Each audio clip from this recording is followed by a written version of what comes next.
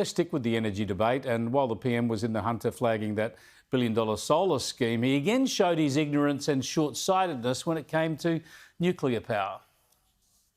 Well, you can have a nuclear reactor in decades' time if you can find anyone who'll finance it, which you can't, which means that nothing happens, as nothing happened for the last decade. Or you can seize the opportunities which are there.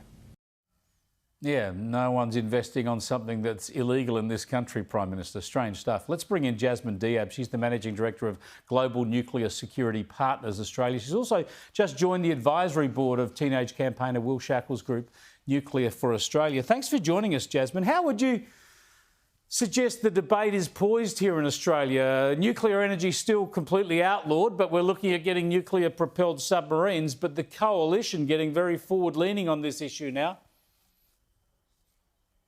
Yeah, I guess, thanks for having me, Chris. I guess this is part of the issue and why I wanted to be a part of Nuclear for Australia. Australia's energy policy topic shouldn't be politicised. And because it's being politicised, I believe Australians are not getting all the answers they need and deserve to make good decisions for long-term energy security.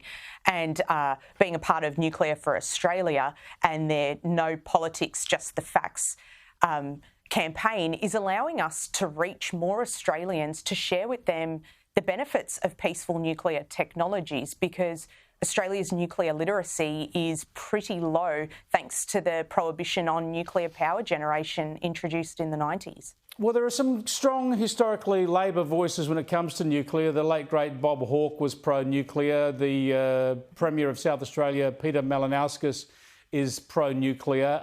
There are voices in the union movement, in the AWU in particular, that are pro-nuclear. So Labor's left to running an argument that gets rid of all the old scares about safety and the like in the main. They're mainly saying it's not financially viable in Australia. Is that the case or not? Well, I guess this is where the scare campaign has been really successful. It's been able to latch on to things like cost of generation and builds, things like sensationalised media and pop culture, to educate people that nuclear isn't safe, isn't affordable, when in fact Australia hasn't been able to do a good cost-benefit analysis of what nuclear looks like here, because it is banned.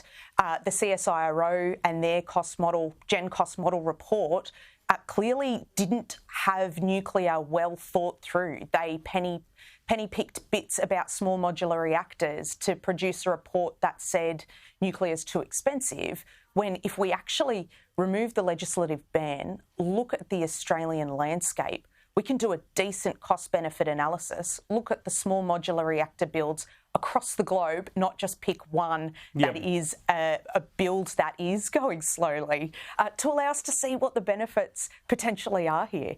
Well, we'll keep doing that, Jasmin, with your help, and so we'll hope to catch up with you again soon. I appreciate it.